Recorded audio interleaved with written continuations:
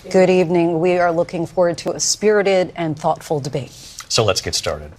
Donald Trump has no plan for you. And when you look at his economic plan, it's all about tax breaks for the richest people.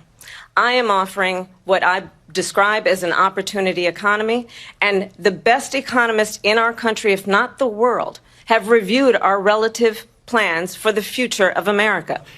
She doesn't have a plan. She copied Biden's plan, and it's like 4 sentences, like run, spot, run. 4 sentences that are just, oh, we'll try and lower taxes. She doesn't have a plan. Take a look at her plan. She doesn't have a plan.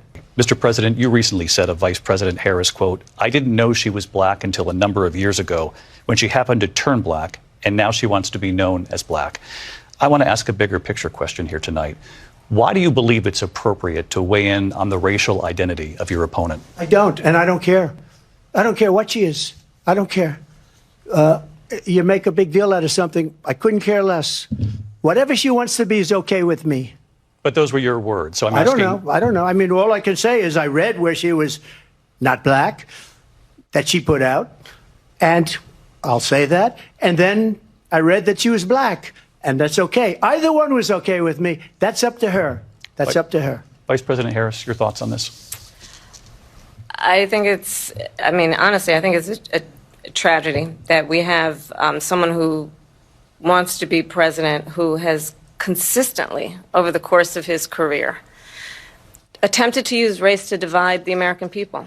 President Trump, how would you negotiate with Netanyahu and also Hamas in order to get the hostages out and prevent the killing of more innocent civilians in Gaza? If I were president, it would have never started.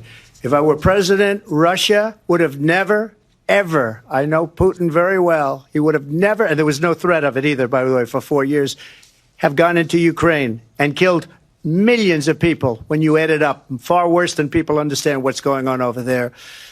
But when she mentions about Israel, all of a sudden, she hates Israel. She wouldn't even meet with Netanyahu when he went to Congress to make a very important speech. She refused to be there because she was at a sorority party of hers. Vice President Harris, he says you hate Israel.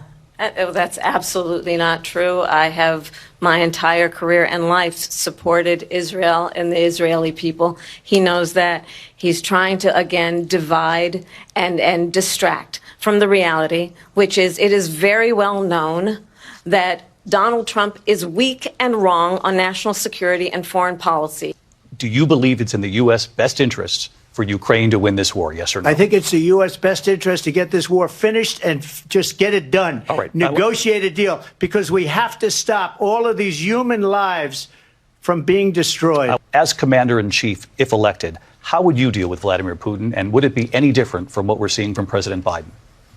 Well, first of all, it's important to remind the former president you're not running against Joe Biden, you're running against me. I believe the reason that Donald Trump says that this war would be over within 24 hours is because he would just give it up.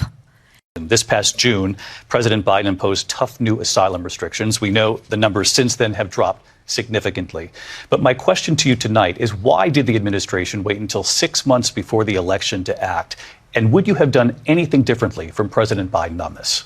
So I'm the only person on this stage who has prosecuted transnational criminal organizations for the trafficking of guns, drugs, and human beings. And let me say that the United States Congress, including some of the most conservative members of the United States Senate, came up with a border security bill which I supported. And that bill would have put 1,500 more border agents on the border to help those folks who are working there right now overtime trying to do their job. You say you would use the National Guard. You say if things get out of control, you'd have no problem using the U.S. military. Police, yes. You also said you would use local police. How would you deport 11 million undocumented immigrants? I know you believe that number is much higher. Take us through this. What does this look like? Will authorities be going door to door in this country? Yeah, it is much higher. Because of them. They allowed criminals, many, many millions of criminals.